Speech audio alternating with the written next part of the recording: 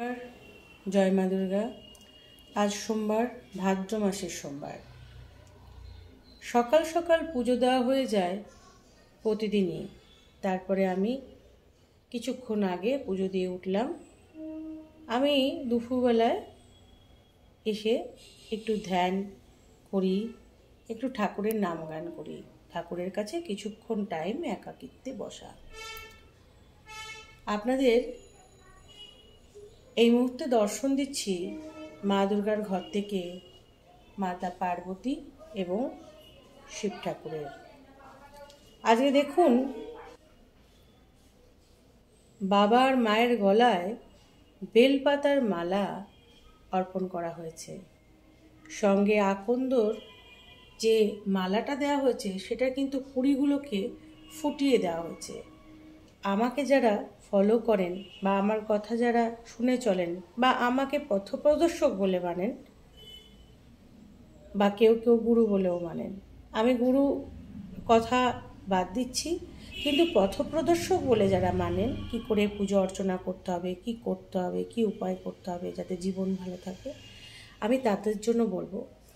আমি এই আকন্দ ফুলের যখন কুড়ি মালা হিসাবে এই কুড়িগুলোকে গেথে মালা করে দেওয়া হয় নিয়ে আসি, তারপরে এগুলোকে ফুটিয়ে দিই। দেখুন ফুটিয়ে দিই। ছোটোবেলায় অনেক ছোটোবেলায় শুনেছিলাম যে কুড়ি দেওয়া ভালো না, কুড়ি অর্পণ করতে নেই মেয়েদের। তাই আমি আমার নিজের স্বামীর কল্যাণের জন্য কখনো কুড়ি অর্পণ করি না। চেষ্টা করি, কয়েকটা যদি চলে যায় সেটা আমি জানি না, কিন্তু বাজার থেকে যখনই কিনে আনি এরকমভাবে ফুটিয়ে দিই। তো আমি যেমন করি আপনারাও তেমন করবেন, দেখবেন ভালো হবে। সব কিছুর বেশি প্রশ্ন করতে নেই, আর সব কিছুর সব উত্তর হয় না। বিশ্বাসই সব, বলে না, বিশ্বাসে মেলাই বস্তু তর্কে বহুদূর। তো আজকে দেখলেন ভাদ্র মাসের সোমবার, ঠিক দুদিন বাদে গণেশ পুজো। তার অপেক্ষায় রয়েছি। গণেশ ঠাকুরের পুজো অনেকে বলছেন মঙ্গলবার, অনেকে বলছেন বুধবার। বুধবার করাই ভালো, কারণ বুধবার সকাল সকাল গণেশ পুজো করলে ভালো হয়। গণেশ ঠাকুরের যে পুজো করবেন তার সঙ্গে সবসময় নারায়ণ, মহাদেব এবং মাতা পার্বতী অর্থাৎ মা দুর্গাকে স্মরণ করতে কিন্তু ভুলবেন না। যাদের যাদের গলায় গণেশ রুদ্রাক্ষ আছে, যাদের যাদের আমি দিয়েছি, অতি অবশ্যই তারা গণেশ পুজো করবেন। গণেশ পুজোর দিন ভুলেও আমিষ খাবেন না। গণেশ পুজো যখন করবেন মাথায় রাখবেন, গণেশ পুজোর দিন ভুলেও আমিষ খাবার খাবেন না। চেষ্টা করবেন সারাদিন যদি ভাত না খাওয়া যায়। ভগবান গণেশের প্রিয় সবাই আমরা জানি লাড্ডু, ঘিয়ের লাড্ডু ওনার অত্যন্ত প্রিয়। গণেশ ঠাকুরকে লাড্ডু দিয়ে, মোদক দিয়ে, ক্ষীরের সিঙ্গারা, ক্ষীর, বিভিন্ন রকম মিষ্টান্ন দিয়ে আপনারা পুজো দিতে পারেন। গণেশ ঠাকুরের পুজোয় অবশ্যই ঘণ্টা ব্যবহার করবেন। ঘণ্টা, শঙ্খধ্বনি এগুলো তো হবেই। তার সঙ্গে গণেশ ঠাকুরের মাথায় লাল টিকা বা সিঁদুর দিয়ে টিকা দিতে কিন্তু ভুলবেন না। সঙ্গে গণেশ ঠাকুরের প্রিয় খাবার লাড্ডু। গণেশ ঠাকুরের প্রসাদে কখনোই আমি তুলসী পাতা অর্পণ করি না।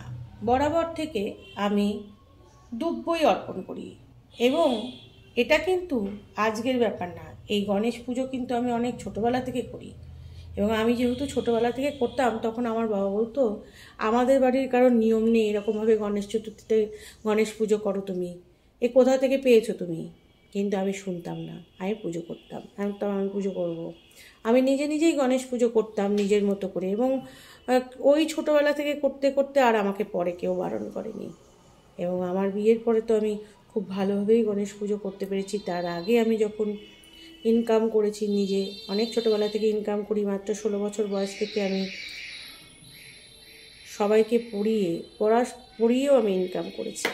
তো এই জন্য আমার ইনকাম যেমন হয়েছে, স্বনির্ভর যখন আমি হয়েছি, তখন থেকেই আমি গণেশ ঠাকুরের পুজো নিজের মতো করে করি।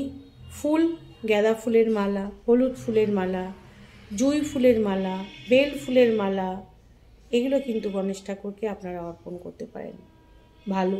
এবং গণেশ ঠাকুরকে আপনারা পদ্ম অর্পণ করলে, প্রত্যেক ঠাকুরের সবথেকে প্রিয় ফুল হচ্ছে পদ্ম। আর এটা যেহেতু স্বপ্নে দেখা, এই ফুলটা আমাদের উপরে, ছাদের উপরে টবে হয়। তো গণেশ ঠাকুরের পুজোতে মাথায় যেটা রাখতে হবে সেটা আমরা দুর্ব অর্পণ করব। 108টা দুব্ব অর্পণ করতে পারেন। ওম গাং গণেশায় নমঃ একবার করে চন্দনে বুলাবেন, অর্পণ করবেন, আরও ভালো হয়। একসঙ্গে অর্পণ করলেন, অথবা আরও নিষ্ঠা সহকারে করতে গেলে ওম গাং গণেশায় নমঃ বলে চন্দনে চর্চিত করে একটা করে দুব্ব অর্পণ করলেন। 108টা দুব্ব না পারলেও নিজে হাতে দুব্ব আর ঘাস কিন্তু আলাদা, বারবার বলে দিচ্ছি। আগের ভিডিওতে, প্রচুর ভিডিওতে আমি দেখিয়েছি দুব্ব আর ঘাস আলাদা হয়। তো গণেশ ঠাকুরকে আপনারা এরকমভাবে দুর্বা যেটাকে বলে, মানে দুব্ব বলি আমরা অনেকে, তো সেটা অর্পণ করতে পারেন। এবং এই দুব্ব 21টা অর্পণ করাও যেতে পারে, 21টা করতেও পারেন। তাহলে প্রসাদ হয়ে গেল, ফুল হয়ে গেল, দুর্ব অর্পণ করার কথা আমি বলছি। গণেশ ঠাকুরের পুজো আমার এখানে হয় চতুর্থীর দিন থেকে নবমীর দিন পর্যন্ত। এক এক দিনে এক এক রকম ভোগ দেওয়া হয় গণেশ ঠাকুরকে। গণেশ ঠাকুরের ফলের মধ্যে কলা অর্পণ করা হয়। কলাটা অত্যন্ত গুরুত্বপূর্ণ। কলা, 1 ফানা কলা আমরা অর্পণ করি, এবং আমি আমার মতো করে করি। 5 রকম ফল আপনারা অর্পণ করুন, মিষ্টান্ন অর্পণ করুন, যে যার মতো। পবিত্র অন্তর রাখতে হবে, মন পবিত্র রাখতে হবে। আর গণেশ ঠাকুরের সব থেকে বেশি প্রসন্ন হন যদি তার মায়ের নামে জয়গান করা হয়। সবাই আমার সঙ্গে বলুন, জয় মা দুর্গার জয়, জয় মা দুর্গার জয়, গণপতি বাপ্পা মোরেয়া। তো গণেশ ঠাকুরের পুজো সাধারণত মহারাষ্ট্রে হয়। মহারাষ্ট্রের লোকেরা বিশেষ করে গণেশ পুজো করে। আর গণেশ চতুর্থীর গণেশ পুজো সবাই করে, আমরা যেমন নববর্ষে গণেশ পুজো করি, কিন্তু মহারাষ্ট্রের লোকেরা এই ভাদ্র মাসে গণেশ চতুর্থীতে পুজোটা বিশেষ করে, আমাদের এখানে যেমন দুর্গা পুজো পালন করা হয়, কালী পুজো পালন করা হয়, মহারাষ্ট্রের লোকেরা কিন্তু গণেশ পুজোটা করেন। মহারাষ্ট্রের লোকেরা গণেশ পুজো করেন এবং সারা ভারতবর্ষব্যাপী কিন্তু গণেশ পুজো হয়। এবং আমি এখন পশ্চিমবাংলাতেও অনেক জায়গায় গণেশ পুজো হয়, সেটা গণেশ চতুর্থীর দিন এই ভাদ্র মাসে হয়। আর আমি করি অনেক ছোটোবেলা থেকে। অনেক ছোটোবেলা বলতে যখন আমার বয়স একদমই 12-13 বছর বয়স, তখন থেকেই আমার গণেশ ঠাকুরকে আলাদাভাবে পুজো করতে আমি আরম্ভ করি। এবং গণেশ ঠাকুরের আশীর্বাদ ছিল বলেই আজকে মা দুর্গার এত বড় পুজো করতে পেরেছি নির্বিঘ্নে, এবং এত বছর ধরে করে আসছি। বিশ্বাস করুন, গণেশ ঠাকুর এতটাই কৃপাশীল, এতটাই কৃপাশীল। এবং আপনাদের দেখাই, আমি সেই মূর্তি দেখাবো, ফটোও দেখাবো। এই হচ্ছে মূর্তি, যেটা 2004 সালের, তার মানে বুঝতেই পারছেন কতগুলো বছর হয়ে গেছে। 2004 সালের এই মূর্তি প্রতিষ্ঠিত করা। এর আগে ফটোতে পুজো করেছি, বিশাল বড় একটা, আমার দেখবেন চেম্বারে থাকে গোল্ডেন গণেশের ফটো বাঁধানো, সেটা 1968-এ বাঁধানো। বুঝতেই পাচ্ছেন কতদিন আগের থেকে।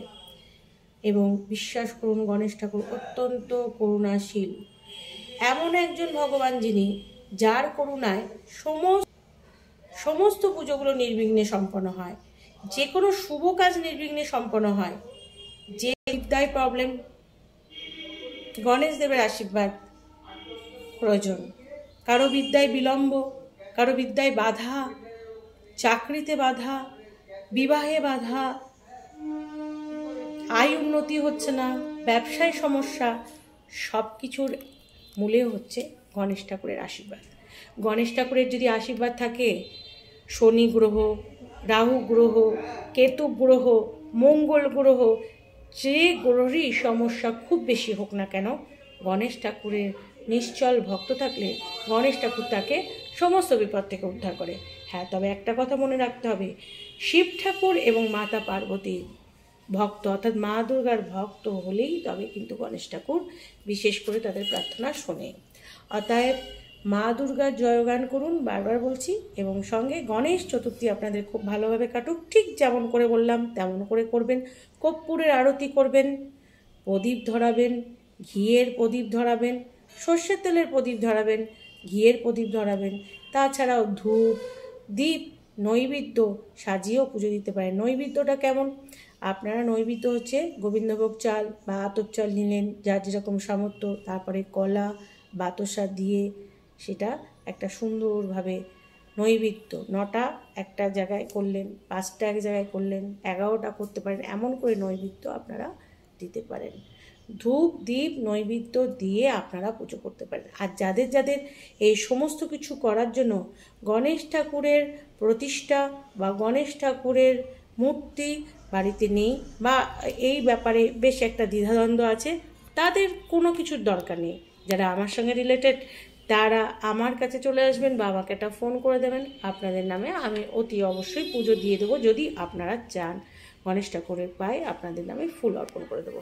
তাহলে গণেশ চতুর্থী কী করবেন বা গণেশ পুজো নিয়ে কি করবেন আপনাদের একটা প্রশ্ন ছিল, আপনারা প্রশ্ন করেছিলেন। এই নিয়ে ইউটিউবে অনেকবার আমি ভিডিও করেছি, অনেক বছর ধরে ভিডিও করেছি, নতুনত্ব কিছু নেই। তবুও একবার আপনাদের সকলের রিকোয়েস্টে আমি কিন্তু বলে দিলাম। সকাল সকাল গণেশ ঠাকুরকে আমাদের এখানে স্নান করানো হবে পঞ্চশস্য পঞ্চরত্ন দিয়ে, দুধ ঘি মধু দই হলুদ দিয়ে প্রথমে গণেশ ঠাকুরকে স্নান করানো হবে। তাকে নতুন বস্ত্র, এখানে যেমন দেখতে পাচ্ছেন এই যে বস্ত্র পরানো হচ্ছে, নতুন বস্ত্র তাকে পরানো হবে। এবং গণেশ ঠাকুরের যে পছন্দের যা যা আমরা যত দূর করতে পারি সেটা আমরা করব। আপনারা অবশ্যই আপনাদের ভিডিও শেয়ার করব, আপনারা দেখবেন, আপনাদের ভালো লাগবে। আর প্রত্যেকেই বলুন গণপতি বাপ্পা মরিয়া। আপনারা বলবেন ওং গাং গণেশায় নমঃ। মেয়েরা ওং বলবেন না, বলবেন গাং গণেশায় নমঃ। মন পবিত্র হয়, শরীর পবিত্র হয়, মানসিকতা পবিত্র হয়। তিনি বিনায়ক, তিনিই হচ্ছে আমাদের গুরু। বিনায়ক হচ্ছে শিক্ষাগুরুকে বলা হয় বিনায়ক, তিনিই শিক্ষাগুরু। তিনিই আমাদের, আমরা যদি বেদ বিষয়ে জ্ঞানী হই বা এই জ্যোতিষের ব্যাপারে জ্ঞানী হই, তার ইচ্ছা ছাড়া কিছুই হয় না, তার ইচ্ছা ছাড়া কোনো বিদ্যাই হয় না। তো আপনাদের সকলকে বলবো সব পুজো করার আগে গণেশ পুজো অতি অবশ্যই করতে। বহুদিন ধরে বলে এসেছি, বহুদিন ধরে দেখেছি অনেকে গণেশ ঠাকুরের থালা আলাদাভাবে সাজাই না। অতি অবশ্যই পুজোর সময় গণেশ ঠাকুরের একটা আলাদা থালা সাজান, যেখানে তুলসী পাতা দেবেন না, যেখানে ধূপও দিয়ে তাকে অর্পণ করবেন। দেখবেন আপনার পুজোও সার্থক হবে, আপনার জীবনও সার্থক হবে, যে পুজোটা করছেন সেটাও সার্থক হবে। ভালো থাকবেন। আজকের ভিডিও ভালো লাগলে অতি অবশ্যই সবাইকে শেয়ার করে দেবেন। অগ্রিম বলে রাখলাম, গণেশ চতুর্থীর, ভাদ্র মাসের গণেশ চতুর্থীর অনেক অনেক শুভেচ্ছা অভিনন্দন। সবার মঙ্গলময় হোক, আমরা ভগবানের কাছে প্রার্থনা করব আমরা যাতে মা দুর্গার পুজোটা নির্বিঘ্নে সম্পন্ন করতে পারি, এটাই থাকবে আমাদের প্রার্থনা। মা সন্তুষ্ট হলে নবগ্রহ সন্তুষ্ট, নবগ্রহ কন্ট্রোলে থাকে, নবগ্রহ প্রসন্ন হয়। সবাই শেয়ার করে দেবেন, প্রত্যেকে একবার অন্তত শেয়ার করবেন, এটা আমি আশা করছি। পুজো করতে করতে পুজোর ঘরে এসে আজকে আপনাদের সঙ্গে এই কথাগুলো বললাম, নর্মালি বললাম, ক্যাজুয়ালি বললাম। আপনারা, আশা করি আপনারা বুঝতে পেরেছেন। যদি কারো প্রশ্ন থাকে অতি অবশ্যই কমেন্ট বক্সে লিখে জানাতে পারেন। নমস্কার, জয় মাতা।